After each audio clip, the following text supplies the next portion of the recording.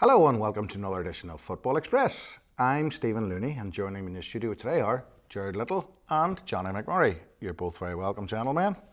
Now, as ever, a quick recap of the Sports Direct Premiership results last weekend. Halloween night, Friday, October 31st, Bangor 0, Carrick Rangers 1. Glentoran 2, Portadown 1. Saturday, November 1st, Ballymena Utd 0, Larne 2. Coleraine 5, Glenavon 1. Dungannon Swifts 2, Crusaders 0.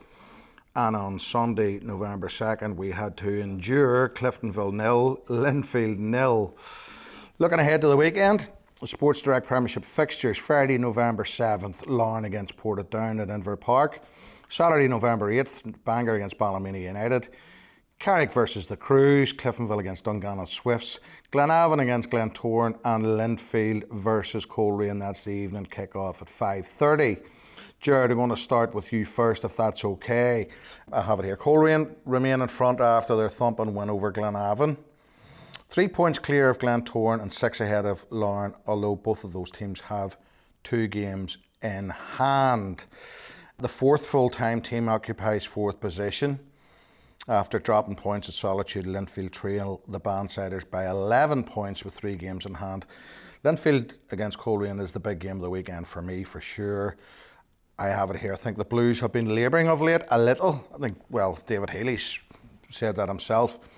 Free-scoring Coleraine have scored at least 12 more goals than anybody else in the division. I want to talk about experience of winning the league. Linfield have it, having been there and done it. Coleraine haven't been there and done it as yet with this team. Will it be a factor, Gerard, on Saturday experience, bearing injuries in mind, and over the course of the title race, having been their course and distance winners? Look, I think we said at the start of the season that, with the amount of investment, resources, all that's come into play for Coleraine, you'd like to think that they'd be definitely up there in terms of favourites to win the league, and they're shown so far that that the investment, the players that brought in, the squad, that's pretty much happening. I watched the game. I went and watched the game last week against Linfield, Coleraine Linfield, and Coleraine started really poor, and Linfield started like whatever they changed. They adapted their style. They were very direct. They were playing on set plays, so they identified obviously potential weakness in Coleraine's team, and it worked. But second half, it was just the complete opposite. They stopped doing all the things that was getting them joy, and then Coleraine obviously made 1 or 2 changes and brought in some quality players, which they have, which is going to probably stand by them throughout the season in terms of that squad. So in the end, probably Coleraine deserved to win rather than the draw. They looked the team that was going to go on and win it. The gap that they're creating, they're just going to keep winning. And in terms of anybody's coming in front of them, they're finding a way. There is 1 or 2 games there that have maybe struggled a little bit, and there was questions asked, going away, maybe Portadown, for example, or Carrick, or sort of venues like that. Will they struggle? And that'll be a telltale sign, especially coming into the winter season, when the pitches aren't as good, where there's you can't play free-flowing football. It happened to us, Stephen, at Cliftonville, where we're always renowned to playing good flowing football. But season last, we did struggle away, in certain venues because we couldn't get the ball down. So we had to find a different way. We had to pick different players for different games. And I remember Tiernan talking about this too at Larne when they were going through that period of winning and being title contenders. And he was actually picking, Johnny will probably tell, I think Johnny might have been at Larne at the time, picking certain players for certain games, like Carrick away, for example. Couldn't play like Lee Lynch and players like that who liked to get on the ball and didn't like to do the dirty work, where he was picking players there who were able to go and mix it and get through the game. So I think that's what Rory's looking to build there. I think he's looking to build a big squad where he can adapt. And that's what he done against Linfield. He adapted, he changed his formation slightly, brought in 1 or 2, and obviously got a real hold of the game, and obviously went on and got a good draw in the end. Thanks, Gerard. Johnny, first of all, great to have you on board on the show. Quick update about your knee and your rehab, please.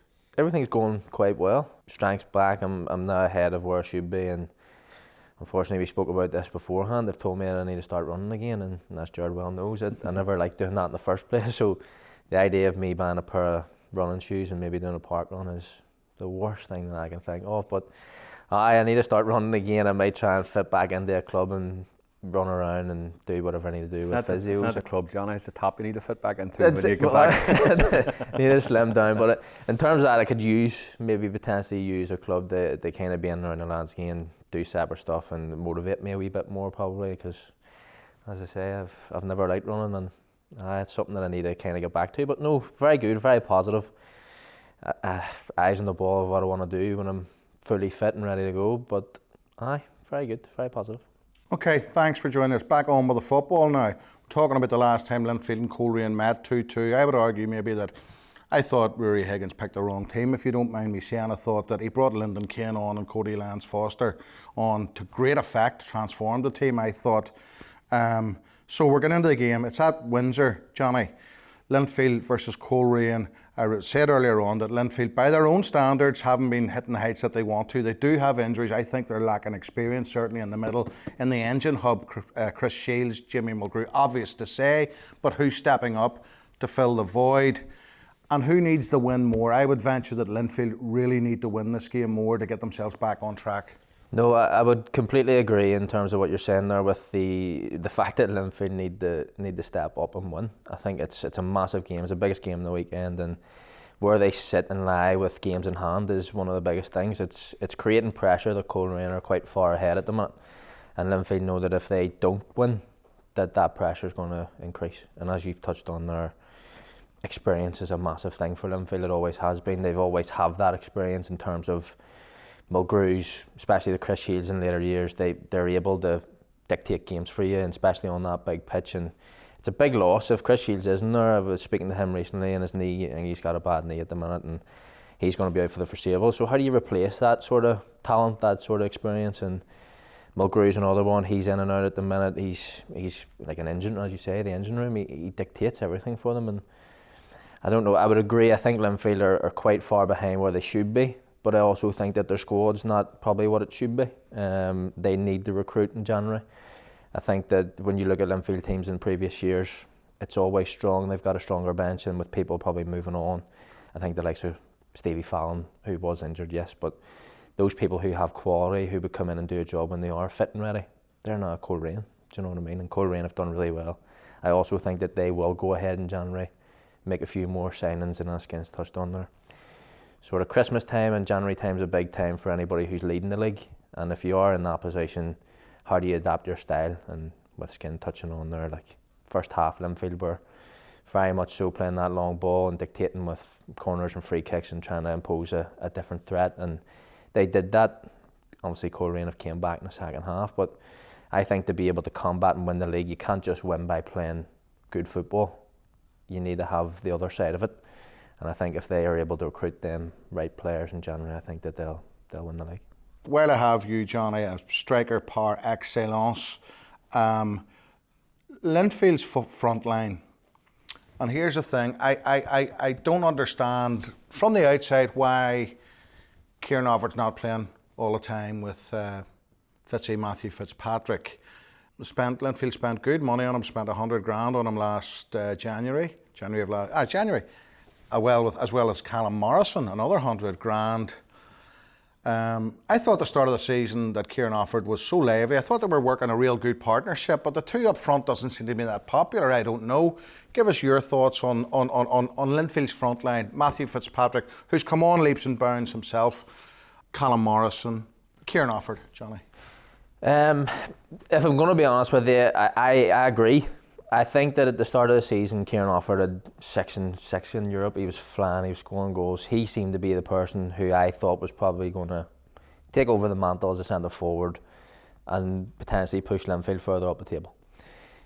Fitzy is another kettle of fish. I think that Linfield can't really function without Matthew Fitzpatrick at the minute.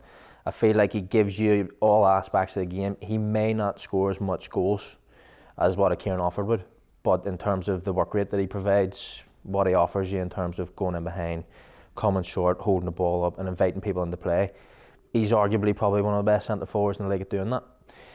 If it was me, it's hard for me to say this. I've never managed in the league, and I don't know if I ever will. And I'm certainly not David Healy when it comes to picking a Linfield team. But I love playing as a two. I was the person who wanted to run the channels. I was the person who wanted to get behind. As much as I didn't want to run, that was chasing the ball was a bit of a distraction. But Fitzy's good at that with the two. I think that they need to go back to it in terms of Callum Morrison. Any time that I've seen him, he's been playing on the right hand side, and I haven't actually really got to see a good gist of him as a centre forward, what type of player he is. I can see that he's technically good, but when you're a centre forward and you're asked to put balls into the box for other people, that's where my frustration would come in. So I'm pretty sure that he's probably in the same boat. But if it was me, I'd be wanting to play the two. I'd be wanting to use Fitzy, Kieran Offord's pace in behind, get the boys up the pitch and try and get balls into the box. But that's probably me being quite old school at that stage. I don't know about that. Old school's coming back. I'm delighted to say thanks, Johnny. Yes, good insight. Joel Cooper, Linfield don't like talking about it. But in fairness to them, I don't see. I think we're talking about Joel Cooper moving to Coleraine. Lucrative deal, we do know that. I think if everybody was being fair, nobody could begrudge Joel the move. It's pretty much life-changing in many, many ways. But Linfield are still sore. It's a sensitive point with them. But he's absolutely flying for Coleraine. He's a super player. He's one of the best in the business. How much will it help Coleraine, and how much will it detract from Linfield over the campaign, Gerard? Well, I think now when you look, it's helping Coleraine. He's helping Coleraine score goals and create goals. That's what Joel does, and I think he's massively missed at Linfield. There's no doubt about that. I think personally they've made a mistake. Whoever that is, I don't know whether it's Linfield as a board, whether it's David. I would imagine David probably tried everything in his power to keep him. And you can tell there's a massive frustration around that when it is talked about. But like you spoke about Fitzy and stuff, they complemented each other. Fitzy complemented Joel, his hold-up play, his link-up play, Joel coming in off of wide areas. You know when it's come up to Fitzy, you know the ball's sticking. You know, very rarely he lets up and anything like that. So that alone to play with is brilliant as a player, as a midfield player, as a away player. You know the ball's got up, you know you're going to back, you know he's going to set you up, you know he's going to get flick-ons, you know that.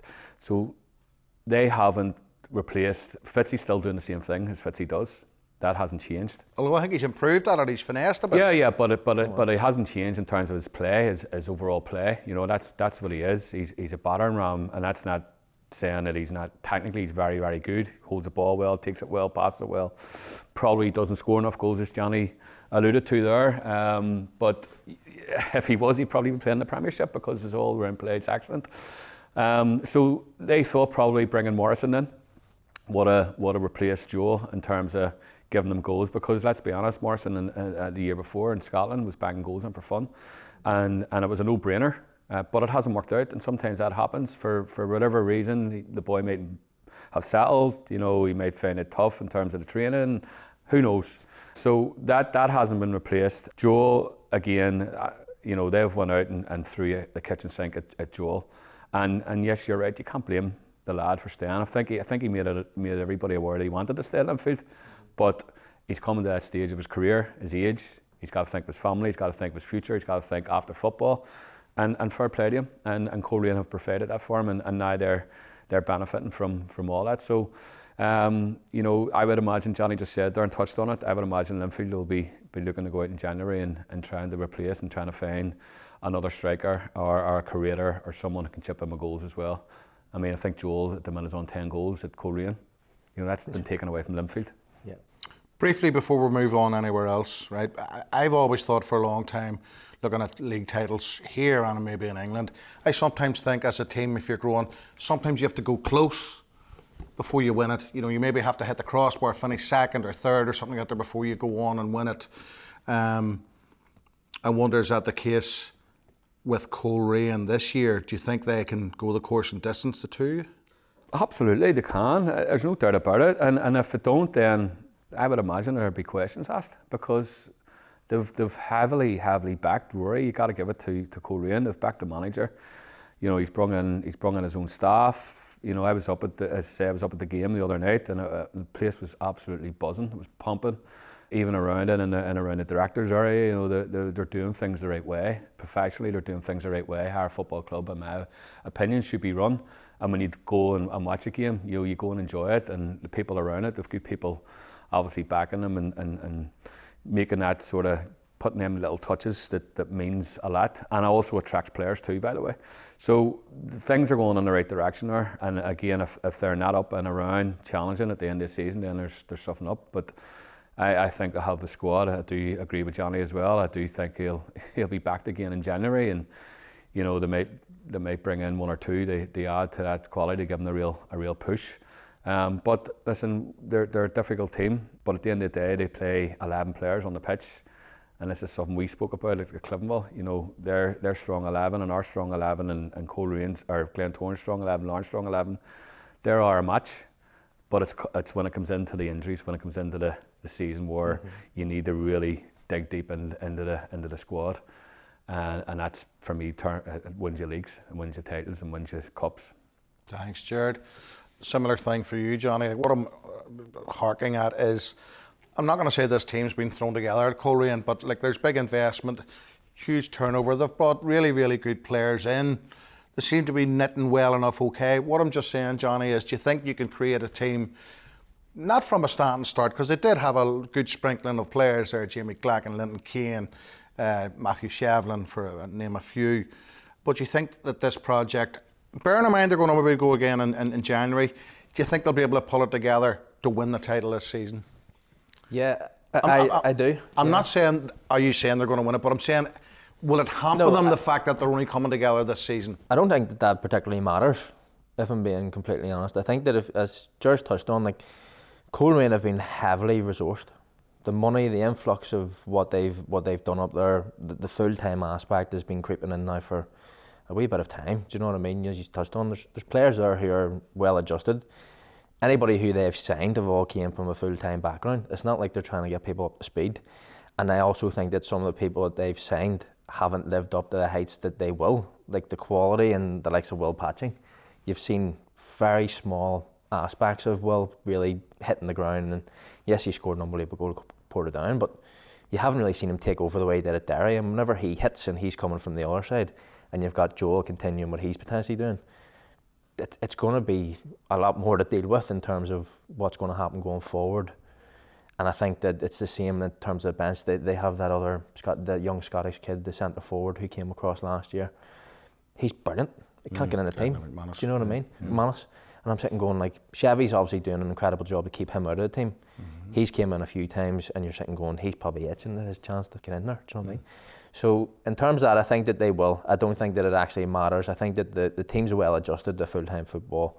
I think that, yes, they need to be knitted together, but that's in terms of management. I think they've done that very, very well in terms of creating that ambience in the changing room where they're going to be together. And I think that they very much are. And some of the games I've watched them play, they've just steamrolled over the top of people, and it's kind of we just don't really care about anybody else. We're just out to win. Rory brings that too. Rory Higgins' experience in terms of and what will help Coleraine, his experience in the League of Ireland and dealing with players even in Scotland and England. You'll have a massive network of contacts around that, which you've seen in terms of bringing Dungannon players like that in, goalkeeper. McGregor as well. McGregor came on the other night and was excellent, changed the game. And that's the thing that, as I said to you about a squad, and they have nearly players to cover each position, and equally as good, if not better. So it'll be competition, it'll be rife up there, they'll be driving it. To go back on what your question in terms of saying, do you think they'll gel, do you think they'll knit? They also have serial winners in their team as well. Like Levi Ives has won titles, at Cliftonville, at Larne. There's other Joel Cooper. Off the top of my head, there's others there. So they'll also bring that experience into the changing room and drive it. I think Rory touched on something about Levi last week or the week before, and he was captain, and about his passion to win and his driving standards in the changing room and on the pitch, and his will and desire to win games. all that comes together, and that's why they've went and brought players like Levi Ives in, because that's what he does give. So that, again, his recruitment's going to be really crucial, and I think Rory's good at that. He brought real top players in at Derry City as well. So again, I think it's great for the league, absolutely brilliant for the league. It's not a new team, but it's a team now that probably 2 seasons ago you wouldn't have thought Coleraine was going to be challenging for the league and being in a position where they are now. Thanks, Gerard. We've covered the headline game very, very well there, and thanks for your contributions, guys. Looking around elsewhere, Larne against Portadown on Friday night. Gary Haven's team going about their business nicely and quietly. The January transfer window could be crucial, and I'm saying that because, will the new owners loosen the purse strings? Will Glentoran go again in January? Their recruitment has been much better. I'll be honest, and I don't mean to be cruel to Glentoran. They've spent money big for the last 6 years and haven't won a league title. Why is another matter. But their recruitment has been much better at Glentoran. Pat Hubin, Liam Burt, Jordan Stewart, Daniel Larne. I like the experience in the team of McElhaney and Kane at the back. The reason I highlight the January transfer window is because in the summer there has been turbulence at Larne in the background. They didn't spend much money at all, and that's a change in direction. So there's new owners in at Larne. Johnny, one of your old clubs, of course. It'll be interesting for me to see if Gary Haven gets money in the January transfer window, because I'm pretty sure Coleraine will spend. I'm pretty sure Glentoran will do a bit of business. I'm pretty sure Linfield want to do a fair bit of business. Whether they have the readies, I'm not so sure. And Larne, I think they can get the readies. Will they spend it? I don't know. I've been down once or twice. I've been down most weekends, and I'm in around the club, and the stuff that you would hear coming from the club, it just seems like it's not something that they've really heavily spoke about. Obviously, I do a lot of work with Jeff Hughes, who's the assistant, and he's one of my best mates. And yes, they're going about their business very quietly. They're stringing wins together. They're comfortable in what they're doing, and very much so under the radar, as you've talked about. But it just doesn't seem to me that they will. I think Kenny was a blessing at the time. Kenny was more so happy and understood that maybe he had to go and pay for certain people, like Lee Bonus, and paying the money that kind of got them over the line. Fair enough, he knew that with his years in the league that he needed that experience, and he probably had that own experience through himself, plus obviously Tiernan and Seamus being in the league for that long. He knew what he needed, and they also knew. But in terms of Gary probably knows the league inside out, knows that he needs to go and make a few signings. I just don't think that he's going to get the financial backing that he needs. Thank you. Similar question about the transfer window generally in January, because we know it's been crucial for Larne winning the title and Linfield in recent years. I'm not overlooking the threat posed by the Mid-Ulster teams. Larne are playing Portadown, Glentoran are playing Glenavon away on Saturday. Glenavon, started well under Michael, and then, they got humped at the weekend, unfortunately. I don't see a major problem, but looking to the January transfer window, how crucial do you think it is, Gerard? It's massive. It's And who do you think's poised? Who do you think will make the biggest splash? probably Coleraine, because they have the biggest probably bank balance, and they're not afraid. Whether that's a good thing or bad thing, I don't know. There's pros and cons to that, Stephen, in January always. The pros are, you could get a good player coming in that's going to obviously get you to where you want or take it to the next level. But you could also get a player or two that could disrupt things. For example, if Coleraine are going well, they're winning, do they need to strengthen? Are they strengthening for the sake of strengthening? These are all the things when I say Rory's he's not just, by means no way stupid or silly around that, so he'll know exactly, and it's the same with all the managers. David Healy, on the other hand, is completely different mindset at the minute. He's thinking, his interview you heard, it's not like him. They come out and it was rubbish. Mm-hmm. That was him talking about his team. Mm. I don't think I've ever seen David really come out publicly and say anything like that. So that's a massive frustration on his behalf. So that tells you that he's not happy with his squad, and he does need to strengthen. And again, Glentoran's the same. They're going to strengthen. They're being backed. And they're going about their business as well, by the way, very quietly, and they're winning, and and again, they're dangerous. Larne, as I say, are there, and we can never write Linfield off. Let's be honest. No. They're a club that they're serial winners. The clubs, they've always been there. They always win. They know how to win. They know how to grind results out. Like we got them last week and played them, and personally we probably should have beat them, but they ended up getting a draw. You know, and that's Linfield all over. So January is massive for every club. Again, Glenavon, you just touched on. They'll probably need to. I would imagine Michael's looking to strengthen and is looking to do business. So yeah, it's an important month for all clubs, for good or bad. But you know, I would say this season you'll probably see a fair bit of business going on around the Irish League in terms of January. Looking elsewhere, thanks for that, Gerard. Remiss of us not to do check around the other. Bangor, the surprise package, and all credit to them, notwithstanding last weekend's narrow defeat to Carrick. How far can Fino go, the golden child, Lee Feeney? Bangor are playing Ballymena United. Ballymena, well, you would tell me better, Johnny. I think they need goals. They need maybe a focal point. But Bangor, what do you like about them? Because for me, and I've watched them and reported on them, what I really like about them is the fact that Lee is getting more out of them as a unit than maybe you look on paper and say, as I've said before, they're not household names, some of them. But boy, is he getting a tune out of them. I love watching Bangor. I've really enjoyed doing it over the last couple of weeks, trying to take more of an interest in what they're doing and how they're setting up. And I think it goes back to basics. I think that Lee's not overcomplicating it. There's none of this, let's get our rotations in, let's drop in and get the ball and move it out here and people dropping off to go in behind. I think it's all very straightforward. Everyone's kind of singing off the same hymn sheet as you would talk about. Your left backs know to send it long to Big Arthurs, who's a huge threat in the league at the minute in terms of competing with him as a centre half, in terms of him battering his way around the league. He's technically very good. He knows where the net is, and in terms of holding the ball up and flicking balls on, it's kind of like a recreation of Crusaders back in the day, like a mini chicken in some aspects. But when that happens, they all know where they're going. Your wingers know where you're going. Your midfielders are pushing up high. Your left backs and your wing backs are getting high in terms of where they're going and what they're doing. And they have quality. And I think that goes unmissed at times. I think Reece Neal's been incredible for them as a left back and a captain. I think he's came into the league and he's adapted tremendously well. And same with the likes of Liam Hassan, who's playing the centre mid. He was Ballyclare a few years ago. Hockey's now there. So they've got experience. Big Kyle Owens is there. Yeah. They've had a few mishaps over the season, yes. I think one of the games against Glentoran was an OG, a big Kyle Owens mate. But in all, they haven't done too much wrong. But they've been consistent in how they're going forward, and it's enjoyable. Plus, I think as a wee team coming up from the league, you don't really know much about them because they're new, and they've properly stamped their authority in the league, I think.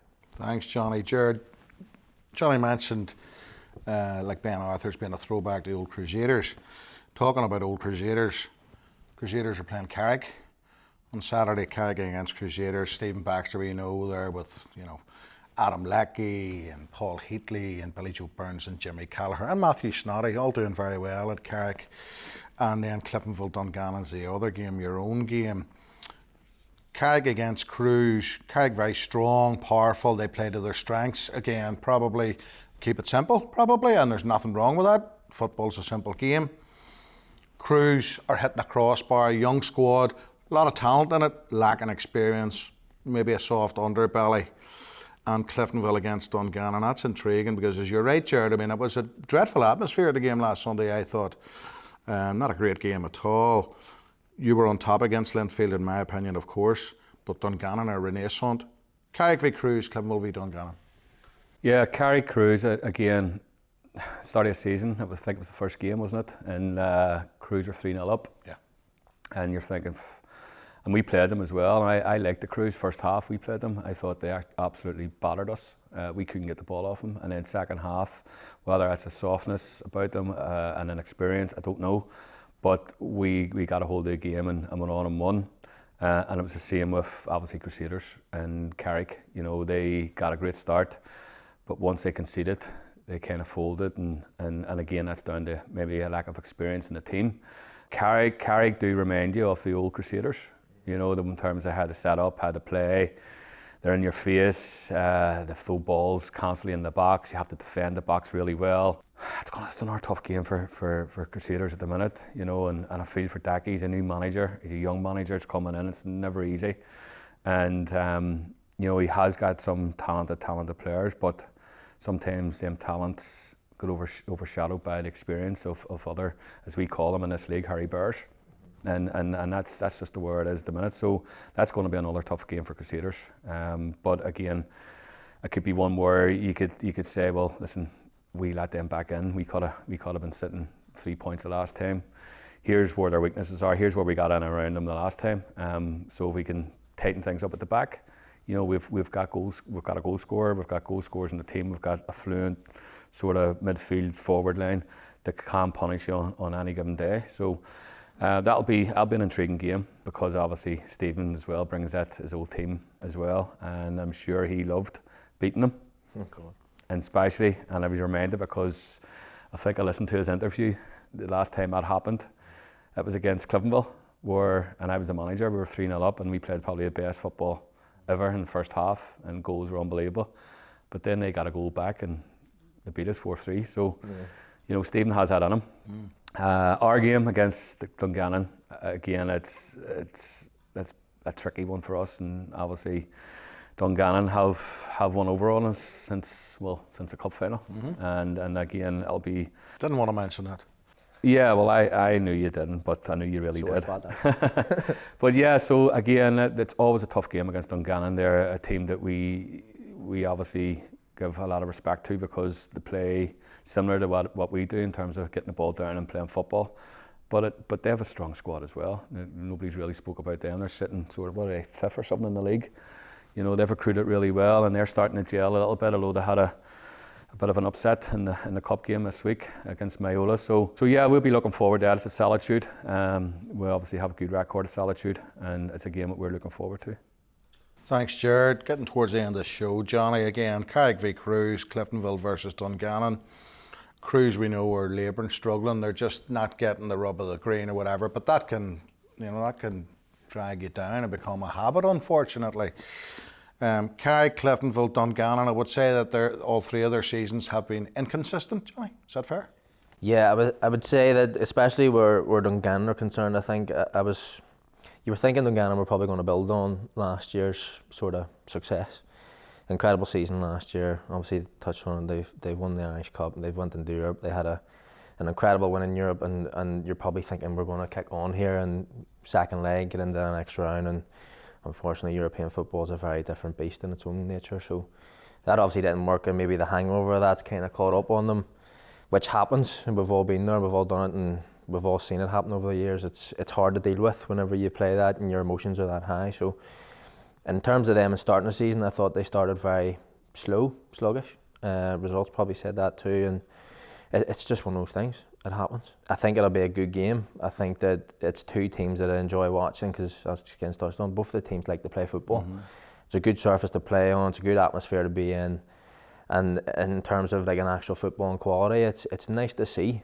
The league is different now, and it's not the two teams that want to just go long haul and throw balls into the box. It's two teams that actually work on things, and from a technical side of things, it's nice to experience. So I do think it'll be a good game. I do think Cliftonville are slightly stronger in terms of how they're going about their business at the minute, and I think that there will be a Cliftonville win, if I'm being honest. I just think that I watched Dungannon last week against Glenavon, and I thought that Glenavon were super.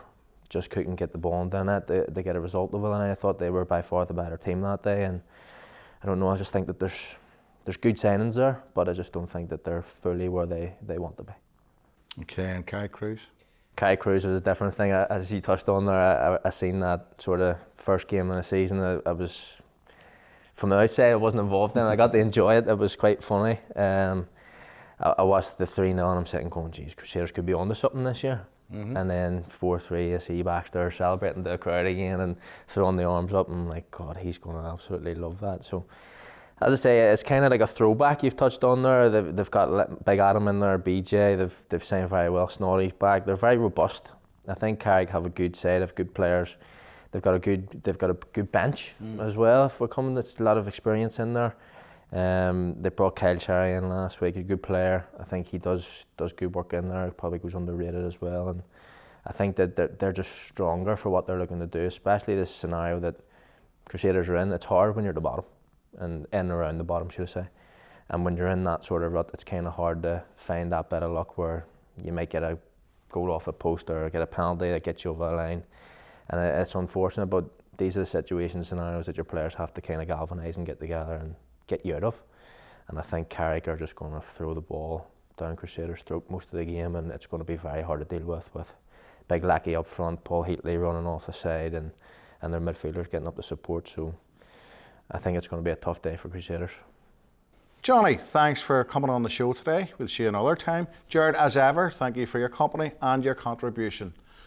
Thank you for joining us. That's it for now. We'll see you next time on Football Express.